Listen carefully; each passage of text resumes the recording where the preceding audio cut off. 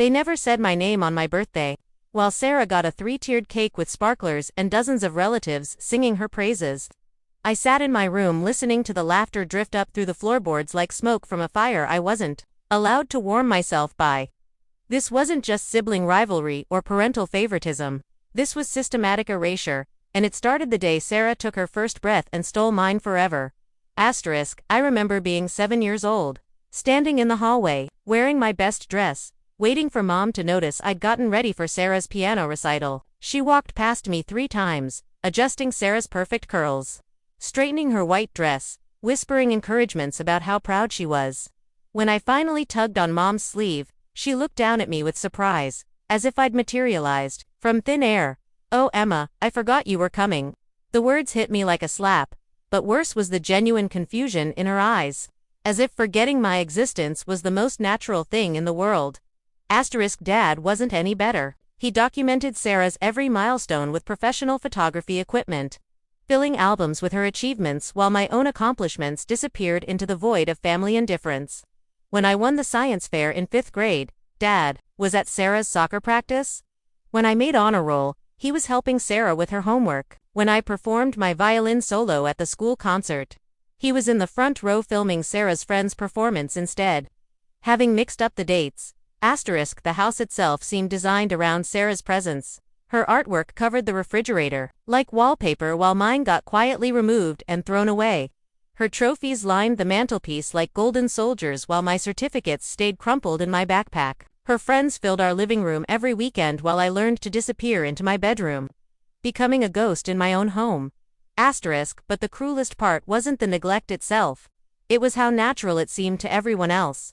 Relatives would visit and shower Sarah with attention, bringing her gifts and asking about her activities while barely acknowledging my presence. When they did remember me, it was always in comparison to her. Emma's nice too, but Sarah's really going places. Emma tries hard, but Sarah's just naturally gifted. Emma's the quiet one, but Sarah lights up every room. I started keeping a journal, documenting each slight, each forgotten moment, each time I felt like I was fading away.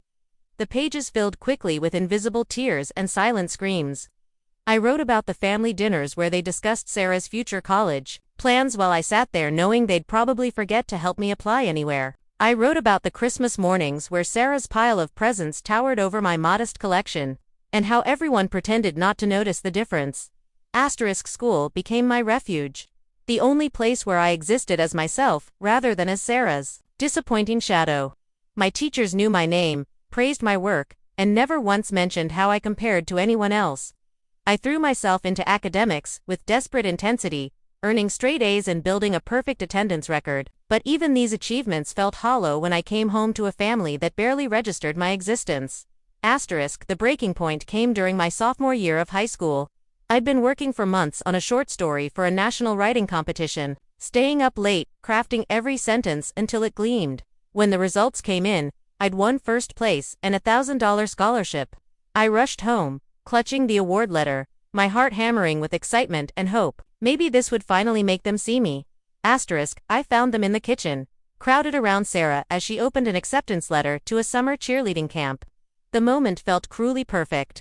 I stood in the doorway, holding my own triumph, watching them celebrate hers with the kind of enthusiasm they'd never shown for anything I'd accomplished. When I finally spoke up, showing them my award, Mom glanced at the letter briefly and said, "That's nice, dear," before turning back to Sarah's news. That night, I made a decision that would change everything. I started planning my escape, not just from the house, but from the entire suffocating reality of being the forgotten daughter.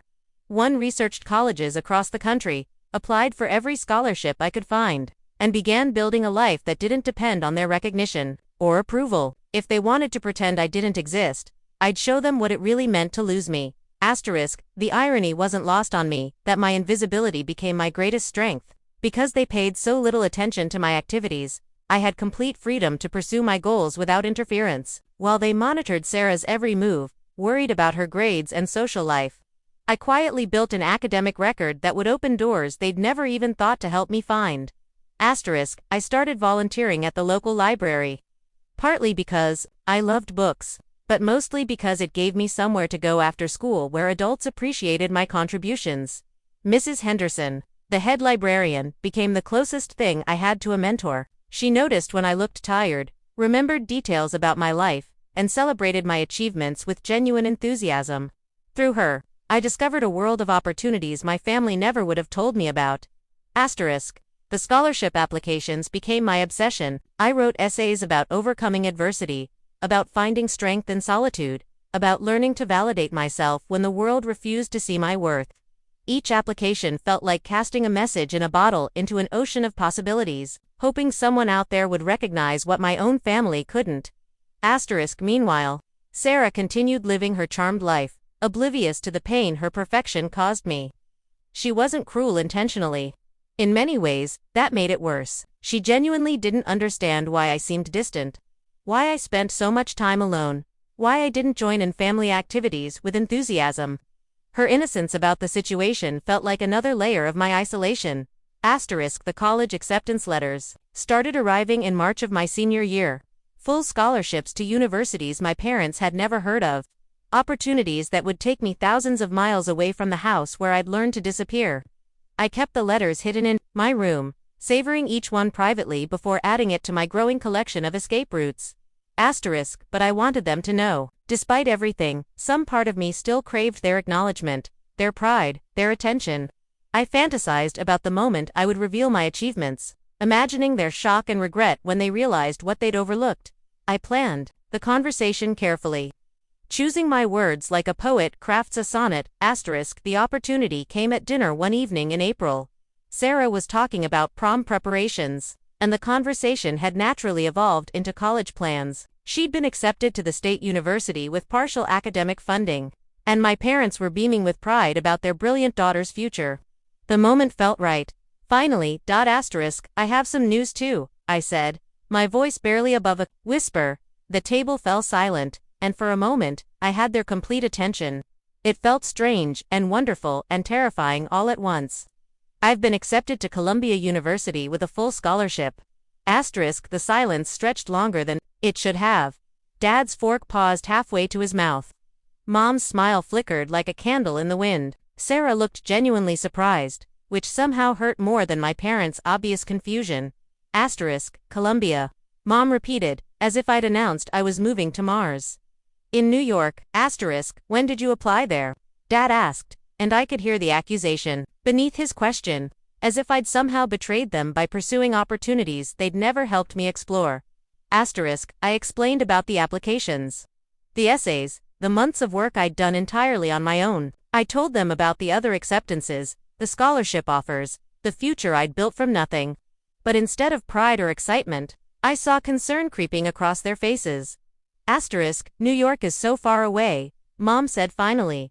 And so expensive. Wouldn't it be better to stay closer to home? Maybe the community college, and then transfer to state school like Sarah. Their reaction crushed something inside me that I hadn't even realized was still hoping for their approval. Here I was, offering them proof that their forgotten daughter had achieved something extraordinary. And their first instinct was to diminish it, to redirect me toward the safe, small path they could understand and control. It's a full scholarship, I repeated, my voice gaining strength. Full tuition, room, board, everything. It won't cost you anything. But you're so young, Dad said, and New York is dangerous. Sarah's staying close to home, which is the smart choice. The comparison hit me like it always did, sharp and precise. Even in my moment of triumph, I was being measured against Sarah's decisions, found wanting for choosing differently. I looked around the table at their worried faces and realized that they weren't concerned about my safety or my future. They were uncomfortable with the idea of me succeeding beyond their expectations, beyond their ability to minimize my achievements. That night, I called Mrs. Henderson and told her everything. She listened without judgment, asking thoughtful questions about my goals and dreams. When I finished, she was quiet for a long moment before speaking. Emma, she said gently, sometimes the people who should celebrate us the most are the least equipped to understand our potential. That doesn't make your achievements less remarkable. It just means you're growing beyond the space they created for you. Her words gave me permission to stop waiting for their approval. I accepted Columbia's offer and began preparing for a life that would finally be entirely my own. The next few months passed in a strange bubble of anticipation and sadness. I was leaving, but they barely seemed to notice my preparations. Senior year milestones came and went with predictable indifference. At graduation, I gave the valedictorian speech to a crowd that included my parents, but they spent most of the ceremony focused on Sarah, who was graduating with honors but not the highest distinction. Even on my day of academic triumph, I was somehow secondary to her narrative. The summer before college felt like living in suspended animation. Sarah worked at a local boutique and spent evenings with friends who would also be attending State University. I worked double shifts at the library, saving money and absorbing as much knowledge as possible from Mrs. Henderson about navigating college life independently. My parents made no effort to help me prepare for Columbia. They didn't ask about course selection, dormitory assignments, or any of the practical details that would have consumed their attention. If Sarah were the one leaving for an Ivy League education, their indifference had become so complete that it felt almost comical. But as August approached and my departure date grew closer, something shifted in the house's atmosphere. Sarah started spending more time in my room, asking questions about college life and expressing what seemed like genuine concern about my leaving. Mom began making my favorite foods without explanation. Dad offered to drive me to New York, though he seemed relieved when I told him I'd already arranged transportation. The night before I left, Sarah knocked on my bedroom door and sat on my bed with tears in her eyes. "I don't understand why you have to go so far away," she said. "Things won't be the same without you here." Her words stunned me. For 17 years, I'd felt invisible in our family, convinced that my absence would barely register. But Sarah's tears suggested that my presence had mattered more than anyone had ever expressed. It was a bittersweet revelation, coming too late to change anything but early enough to complicate my feelings about leaving. "I need to do this," I told her, and for the first time, I felt like she was really listening to me, really seeing me as separate from their expectations and assumptions. The morning I left for Columbia, the house felt different than it had in years. Mom packed me a bag of homemade cookies, her hands shaking slightly as she folded the brown paper. Dad loaded my suitcases into the car with unusual gentleness, checking twice that I had everything I needed. Sarah hugged me longer than she ever had, whispering apologies for things she couldn't quite name but somehow understood.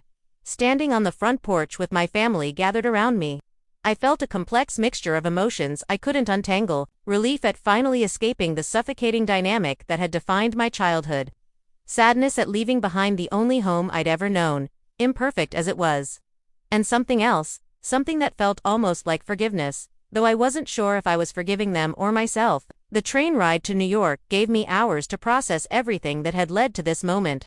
I watched familiar landscapes disappear outside the window and felt like I was shedding an old skin, preparing to emerge as someone entirely new. The girl who had learned to be invisible was about to discover what it meant to be seen. Columbia University overwhelmed me with its beauty and possibilities. My roommate, Jessica, came from a family that celebrated every achievement, no matter how small.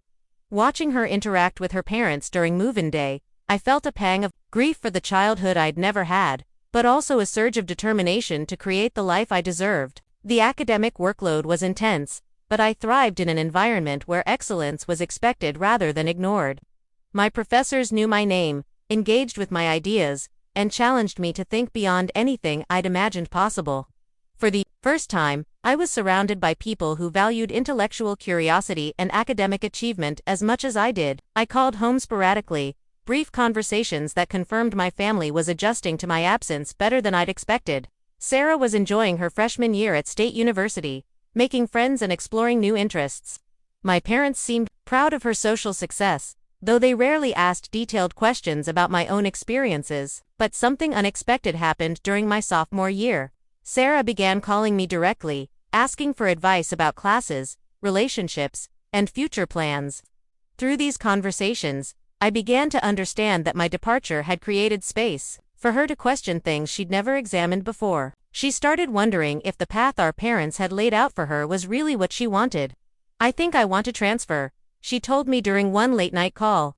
"Maybe somewhere more challenging, somewhere that would push me, like Columbia pushes you." I found myself in the strange position of encouraging the sister whose perfection had overshadowed my entire childhood. But as we talked, I realized that Sarah's perfection had been its own kind of prison.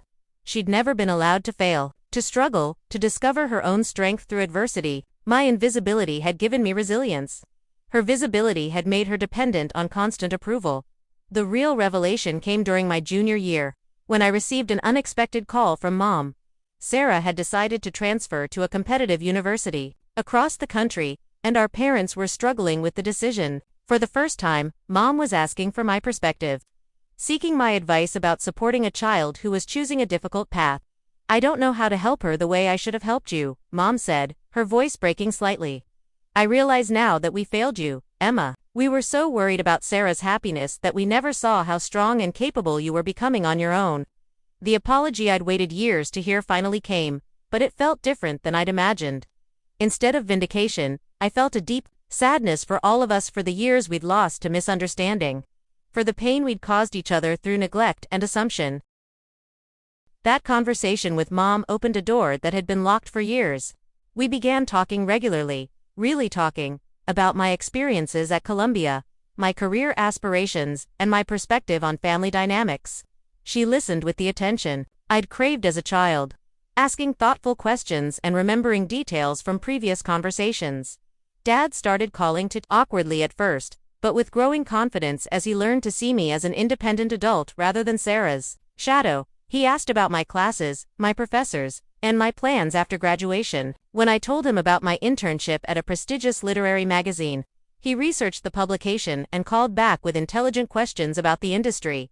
The transformation in our family dynamic felt surreal after years of feeling invisible. Sarah and I grew closer as she navigated her own transfer process, and I found myself becoming the big sister I'd never been allowed to be. She valued my advice, respected my achievements, and apologized genuinely for the years she'd unknowingly contributed to my isolation, but the most profound change was internal. The validation I'd sought from my family for so long began to feel less important as I built a life filled with people who appreciated my worth from the beginning. My professors became mentors, my classmates became lifelong friends, and I discovered romantic love with someone who saw me clearly from our first conversation. Marcus was a graduate student in the journalism program. Brilliant and kind and completely unimpressed by traditional definitions of success. He loved my story not despite my difficult childhood, but because of the strength and independence it had forged in me. With him, I learned what it felt like to be someone's first choice, their priority, their favorite person to spend time with. Senior year brought job offers and graduate school acceptances, opportunities that validated every sacrifice I'd made to get to Columbia. When I called to share the news about my acceptance to a prestigious MFA program with full funding, my parents' excitement was immediate and genuine. The contrast with their reaction to my Columbia acceptance 4 years earlier was so stark it made me laugh. "We're so proud of you," Dad said, and I could hear the sincerity in his voice. "We should have said that years ago, but we're saying it now." Their growth as parents felt like a gift I hadn't expected. They were learning to celebrate achievement rather than manage it, to support independence rather than discourage it. Sarah's decision to transfer had forced them to confront their own limitations, and they were working hard to become the parents both their daughters deserved. Graduation day at Columbia was everything I'd dreamed it would be. My parents flew to New York, their faces glowing with pride as they watched me receive my diploma magna cum laude. Sarah came to graduating early from her own program to be there. Mrs. Henderson made the trip from our hometown, tears streaming down her face as I crossed the stage. The celebration dinner afterward felt like a reunion of everyone who had seen my potential when I couldn't see it myself. My family, my mentors, my friends, and Marcus all gathered around the same table, sharing stories and laughter that wove together the different chapters of my life. But the moment that meant the most came later that evening, when Sarah and I walked along the Hudson River, just the two of us. The city lights reflected on the water like scattered stars, and for the first time in our lives, we talked as equals.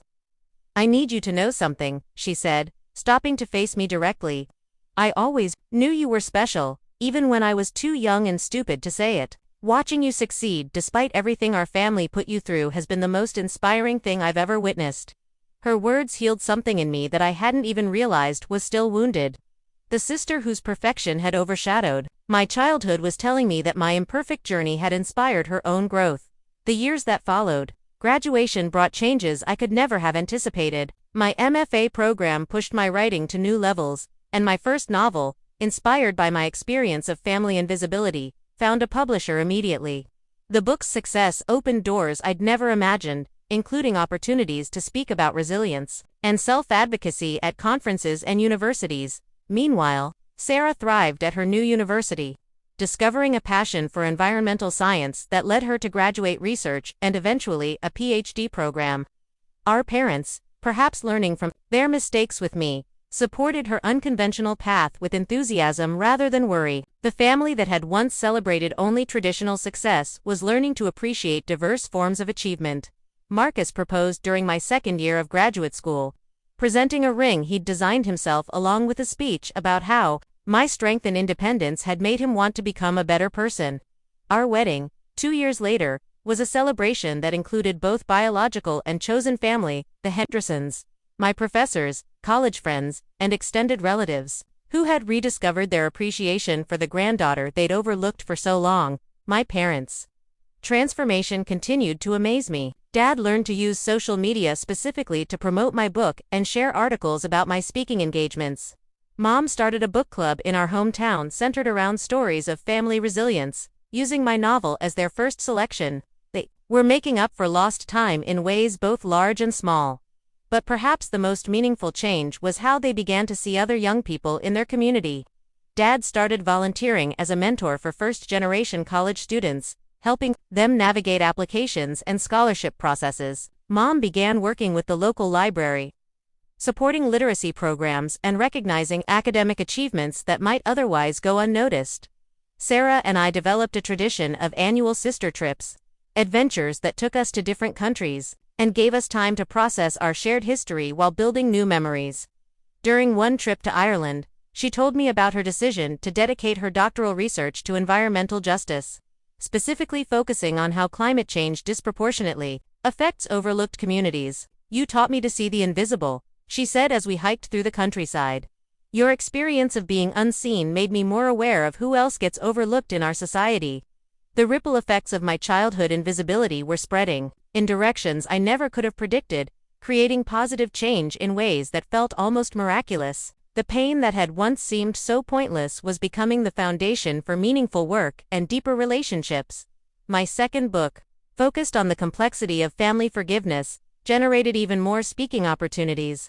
Universities invited me to discuss family dynamics and personal resilience with students who often saw their own experiences reflected in my story. The feedback from these events confirmed what I'd suspected. My experience of being overlooked wasn't unique, and my journey toward self-advocacy offered hope to others facing similar challenges. The most rewarding aspect of this work was connecting with young people who felt invisible in their own families. Through letters, emails, and post-event conversations, I learned about countless variations of my experience: children overshadowed by siblings, students whose achievements went unrecognized, teenagers who had learned to expect indifference from the adults who should have celebrated them most. Each connection reinforced my understanding that childhood invisibility, while painful, could become a source of extraordinary strength. The young people who reached out to me had developed independence, resilience, and self-awareness that their more celebrated peers often lacked. They had learned to validate themselves, pursue their goals without external approval, and find strength in solitude. 5 years after graduation, I received an invitation that brought everything full circle. My old high school wanted me to deliver the commencement address for their graduating class. The irony wasn't lost on me, the forgotten student returning as the featured speaker, addressing an audience that included teachers who had barely noticed me and classmates who probably couldn't remember my name. I accepted immediately, seeing it as an opportunity to speak directly to the overlooked students who might be sitting in that audience, feeling invisible despite their achievements. My speech focused on the power of self-determination and the importance of defining success on your own terms. The evening before the ceremony, I visited Mrs. Henderson, now retired but still sharp as ever. She had followed my career with grandmotherly pride, keeping newspaper clippings and book reviews in a scrapbook that made me cry with gratitude. "You know," she said as we sat in her living room, surrounded by the books that had been my childhood refuge, "I always knew you were destined for something special. Not because you were perfect, but because you had the courage to keep growing, even when no one was paying attention."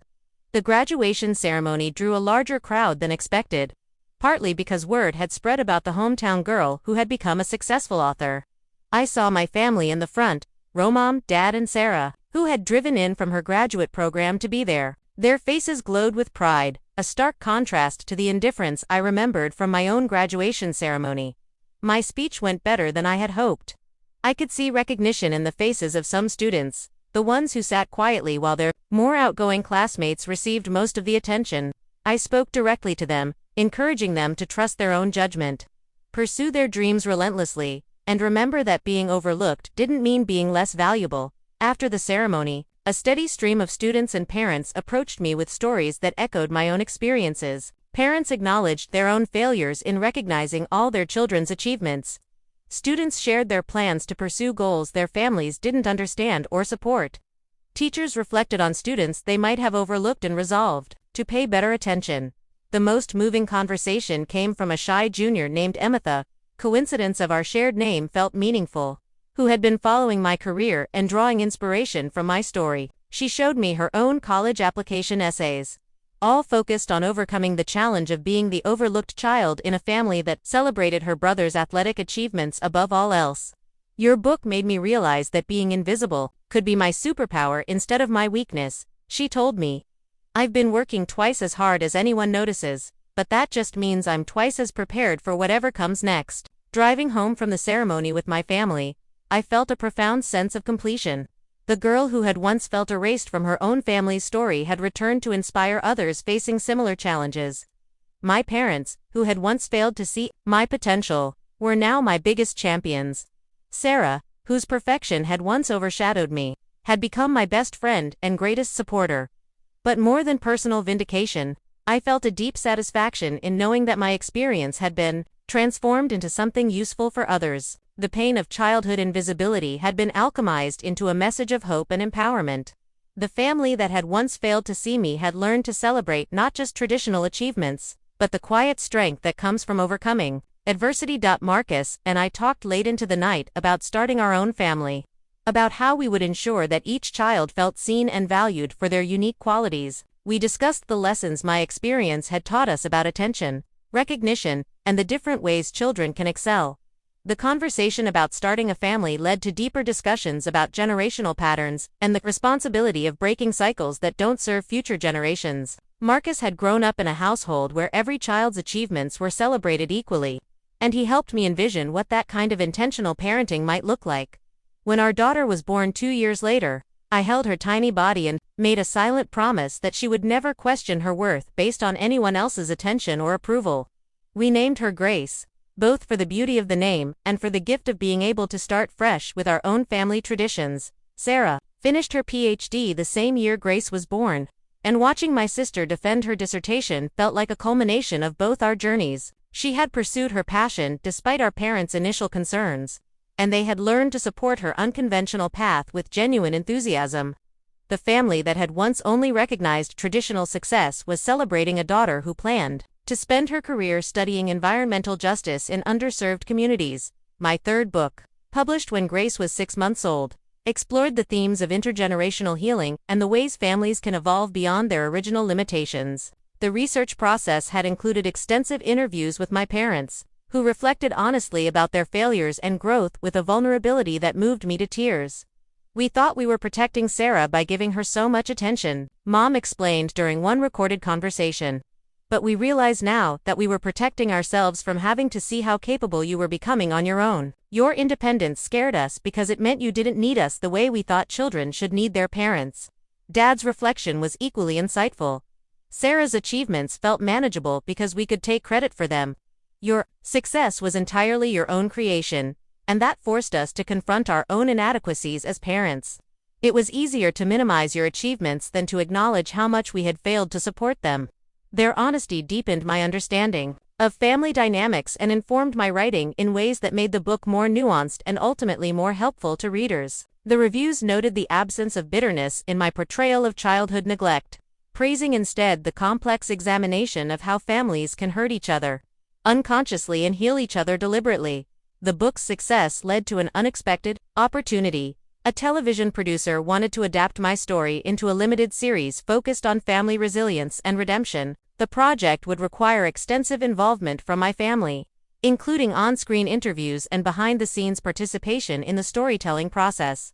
Initially, I hesitated to expose our private healing journey to public scrutiny, but after discussing it with my family, we all agreed that sharing our story more widely might help other families recognize and address similar patterns in their own relationships.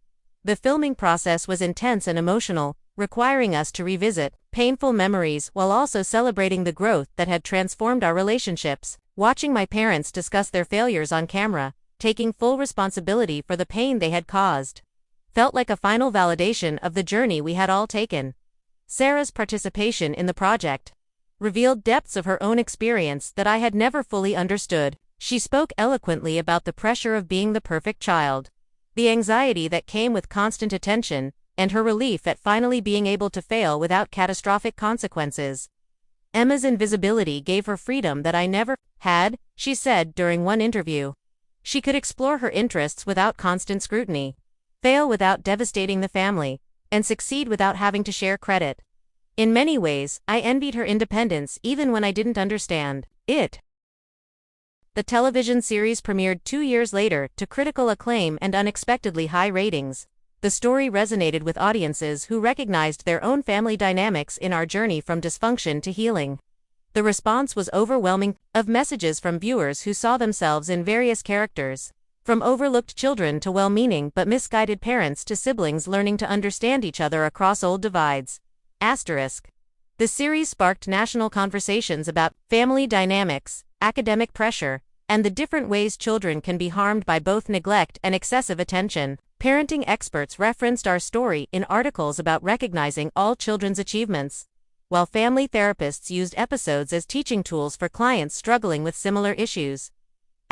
Most meaningfully, the series created opportunities for real families to begin their own healing conversations. Viewers wrote to tell us about difficult discussions they had initiated with parents, siblings, and children after watching our story. Some described long overdue apologies. Others talked about new traditions designed to celebrate each family member's unique strengths. My speaking engagements evolved to include family workshops where parents and children could explore these dynamics together in safe, facilitated environments. These sessions often revealed that most families had some version of the challenges we had faced: one child who received disproportionate attention, another who felt overlooked, parents who struggled to recognize and support different types of achievement. The work felt deeply meaningful, but the most important validation came from watching Grace grow up in a family that had learned from previous generations' mistakes. At 3 years old, she was confident, curious, and secure in the knowledge that her achievements, from successful potty training to elaborate art projects, would be celebrated with genuine enthusiasm. Marcus and I were expecting our second child, and we had already begun discussing how to ensure that both children would feel equally valued for their individual qualities. The lessons from my childhood had become the foundation for intentional parenting practices that we hoped would break the cycle of invisibility forever. Sarah had married her graduate school partner and moved to California for a postdoctoral fellowship focused on environmental policy. Our relationship had evolved into a deep friendship built on mutual respect and shared commitment to supporting each other's unconventional paths. She visited frequently, and Grace adored her aunt, who brought exotic plants and told stories about fighting climate change through scientific research. My parents had become devoted grandparents who documented Grace's every milestone with the attention they had once reserved only for Sarah. But more importantly, they had learned to appreciate quiet achievements alongside dramatic ones, celebrating Grace's thoughtful observations about books as enthusiastically as her energetic performances on the playground.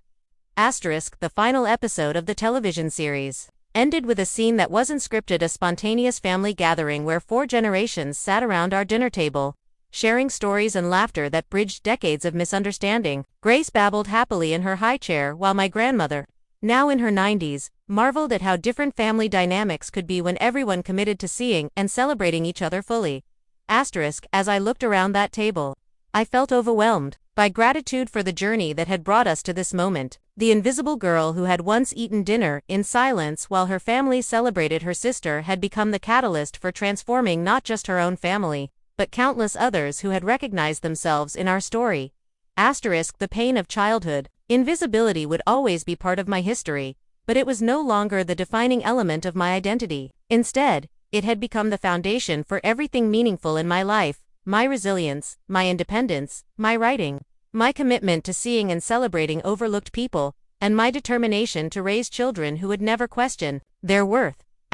Sometimes the greatest gifts come wrapped in the most difficult experiences, and sometimes being overlooked is exactly the preparation you need to ensure that others will always be seen. The birth of our second child, James, brought unexpected challenges that tested everything I thought I had learned about family dynamics. Unlike Grace, who had been an easy baby, James was colicky and demanding, requiring constant attention that inevitably shifted our family's focus toward his immediate needs. Watching this happen, I felt an old familiar anxiety creeping in, the fear that one child's requirements would overshadow another's value. Grace, now 4 years old, handled the transition with surprising maturity, but I caught myself overcompensating, showering her with extra attention whenever James was sleeping. Marcus noticed my hypervigilance and gently suggested that perhaps I was projecting my own childhood fears onto a completely different situation. He was right, but knowing that intellectually didn't immediately calm my emotional responses.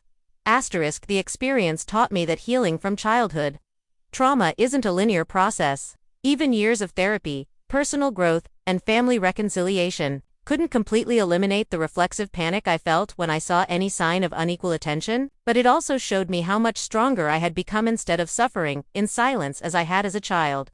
I could recognize my triggers and address them constructively. I started seeing a family therapist again. This time, not to process past hurts but to develop strategies for intentional parenting in the present.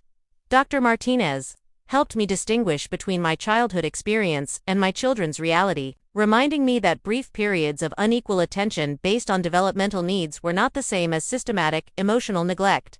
The therapy sessions also included Marcus, and together we developed family rituals designed to ensure both children felt consistently valued. We instituted weekly one-on-one time with each child, family meetings where everyone could share their feelings, and celebration traditions that honored different types of achievements and milestones. Sarah visited during this period and was amazed by the intentionality Marcus and I brought to our parenting decisions. "You've turned healing into an art form," she said, watching me navigate a typical evening of homework help for Grace while soothing a fussy James. "You're breaking cycles I didn't even know existed in our family." Her observation sparked a conversation about the subtle ways family patterns perpetuate themselves across generations. We discussed how our parents had likely inherited their own blind spots from their families, and how conscious interruption of these patterns required constant vigilance and self-awareness. The television series had ended, but its impact continued to generate opportunities for meaningful work. I was invited to consult on a research project studying family resilience, contributing insights that had emerged from both my personal experience and the thousands of viewer responses we had received. The research would eventually inform family therapy training programs and parenting education curricula. Meanwhile, my writing evolved to focus more specifically on the intersection of family dynamics and child development. My fourth book, co-authored with Dr. Martinez, provided practical strategies for parents who wanted to ensure all their children felt equally valued. The collaboration between personal experience and professional expertise created a resource that families found both accessible and scientifically grounded. Grace started kindergarten during this period, and I found myself hyper-alert to any signs that teachers might be overlooking her quieter achievements in favor of more dramatic classroom contributions. But instead of the invisibility I had experienced, Grace confidently advocated for herself, raising her hand to share ideas and approaching teachers with questions and observations.